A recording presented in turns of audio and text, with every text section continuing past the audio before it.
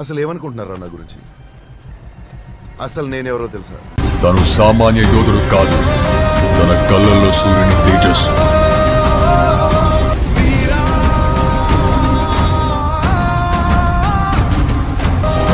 తన చేతిలో ఓటమి ఎరుగని విజయ ధనుష్.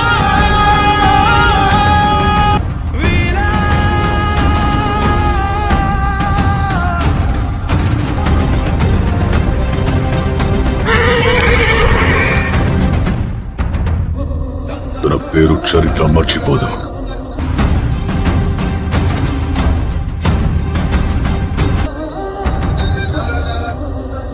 నేనెవరో తెలుసా?